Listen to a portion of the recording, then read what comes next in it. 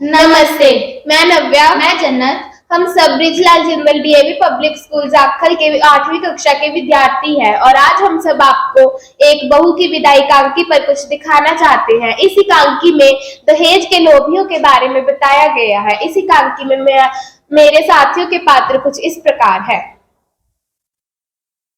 नमस्ते, मैं विकास जिंदल 8वीं कक्षा से इस एकांकी में जीवनलाल का पात्र निभा रहा हूँ। नमस्ते, मैं वैष्णवी 8वीं कक्षा से मैं इस एकांकी में राजेश्वरी का पात्र निभा रही हूँ। नमस्ते, मैं सहज 8वीं कक्षा से मैं इस एकांकी में रमेश का पात्र निभा रही हूँ। नमस्ते, मेरा नाम रुपिंदर, मैं 8वीं कक्षा से मैं इस नाटक में प्रमोद का पात्र निभा रही हूँ।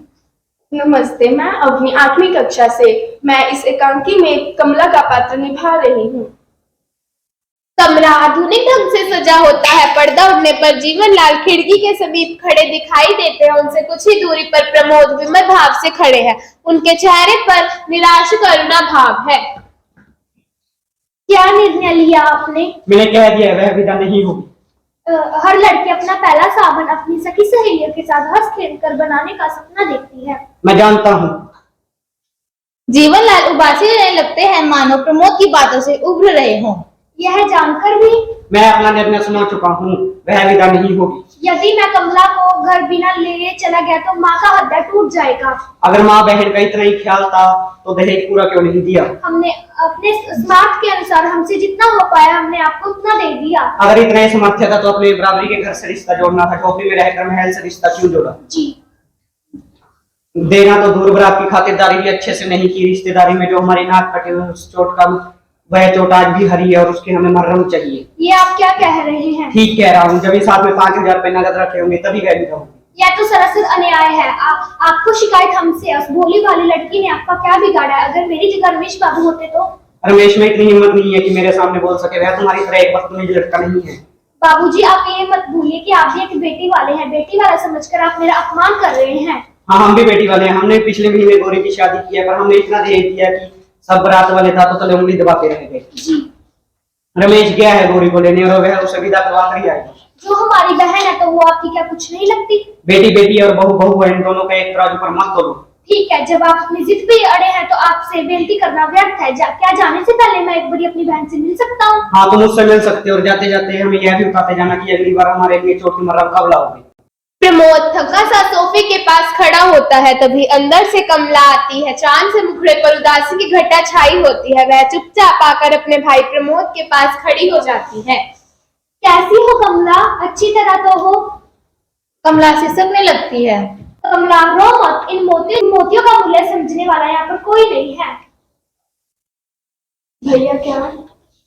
कमला, रो मत। मैं अगली बार जरूर आऊंगा और बाबूजी की चोट का मरहम जरूर लेकर आऊंगा। मरहम? हाँ, हाँ कमला, बाबूजी के कलेजे में घाव हो गया है और बाबूजी को मरहम चाहिए और उस मरहम की कीमत 5,000 रुपए है। कमला चौंक कर अपने भाई की ओर देखने लगती है। मैं अपना घर बेचकर 7-8 हजार रुपए ले आऊंगा। भैया, मेरे लिए आप अपना घर ना बेचना। आपको मेरे सुख सुहाग की सौगंध। लेकिन तुम कब तक इस हाल में रहोगी? आप मेरी चिंता ना करें। मेरी विदा न होने से मुझे जरा सा भी दुख न होगा। गौरी आ रही है, बहुत अच्छा स्वभाव है उसका, हंसती हंसाती रहती है। उसके होते हुए मुझे अपनी सखी सहेलियों की कमी नहीं अखरेगी। आप विश्वास करें भैया। ठीक है, लेकिन आज नहीं तो कल पैसे देने ही पड़ेंगे। धीरे धीरे सब ठीक हो जाएगा। माँ जी ममता की मूर्ति है और बाबूजी जरा जिद्दी स्वभाव के हैं, पर समय के साथ सब ठीक हो जाएगा। मुझे तो ऐसा नहीं लगता। सारे एक ही धातु के बने हुए हैं। क्या पता माँ जी ममता की दिखावा कर रही हो। अंदर से राजेश्वरी का प्रवेश होता है। कैसा दिखावा? प्रमोद चौंक पड़ता है। प्रमोद और कमला चौंक कर राजेश्वरी की ओर देखने लगते हैं। क्या बातें हो रही थी भाई बहन में? बस कुशल क्षेम पूछ रहा था। हाँ, विदा के लिए क्या कहा उन्होंने? प्रमोद मौन रहता है और कमला अपनी दृष्टि नीचे कर लेती है। समझ गई। अपनी जिद के आगे तो वो किसी को समझते ही नहीं है। जब चिट्ठी आई थी तभी उनसे मैं मना रही थी, पर समझते ही नहीं है। कितने पैसे मांगे हैं उन्होंने? 5,000 रुपए मांगे हैं। रुको, मैं अभी लाती हूँ। उनके मुंह पर मारकर कहना कि ये कागज के रंग बिरंगे नोट जो तुम्हें आदमी से ज्यादा प्यारे हैं। रुको, मैं लाती हूँ। ठहरिए माँ जी। राजेश्वरी रुक जाती है और मुड़कर प्रमोद की ओर देखने लगती है। मुझे पैसे नहीं चाहिए, मैं बिना विदा कराए घर चला जाऊँ। बिना विदा कराए क्यों जा रहे हो बेटा? मैं माँ हूँ, माँ का दिल समझ सकती हूँ। जिस प्रकार मैं गौरी के आने का इंतजार कर रही हूँ, उसी प्रकार तुम्हारी माँ भी कमला के आने का इंतजार कर रही होगी। जाओ बेटी, जाकर पैसे ले आओ। अरे सुनती हो, गौरी के आने का समय हो गया है, जाकर उसके स्वागत की तैयारी करो। ये भी देख ले कि नाक वाले बेटी का स्वागत कैसे करते हैं। तुम क्या समझते हो दुनिया में? तुम ही नाक वाले सब न करते हैं। तुम्हें तो मेरी हर बात गलत लगती है। तुम बताओ प्रमोद, मैंने कुछ गलत कहा? नहीं, आपने बिल्कुल सही कहा। आज के समय में जिसके पास पैसा है, पैसे के साथ ही नाक मूंछ है। आज के समय में जिसके पास पैसा नहीं है, वो नाक मूंछ होती भी नकट्टा है। लगता है गौरी आ गया। राजेश्वरी अंदर चली जाती है। कमला पर्दे के पीछे छुप जाती है। तभी बाहर से रमेश आता है। वह अपना बरसाती कोट सोफे पर रख देता है। गौरी कहाँ है? वह नहीं आई। नहीं आई क्यों? उसकी तबीयत तो ठीक है। जी हाँ, फिर उन्होंने विदा नहीं की।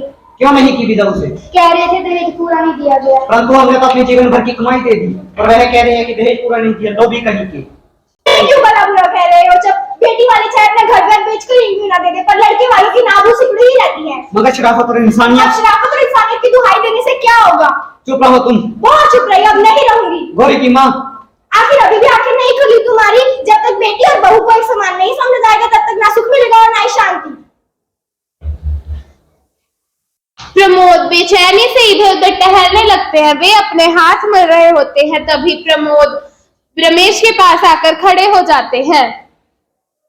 बेटी और बहू, बहू और बेटी बड़ी अजीब उलझन है। अगर बेटी और बहू को एक समान समझा जाए तो सारी उलझनें सुलझ जाएंगी। शायद तुम ठीक है। बाबूजी, अब मुझे आज्ञा दीजिए। ए, मेरी गाड़ी का समय हो रहा है। मैं अगली बार फिर आऊंगा और आपकी चोट का मरहम लाना ना भूलूंगा। ठहरो प्रमोद, यह बात कहकर मुझे और लज्जित मत करो।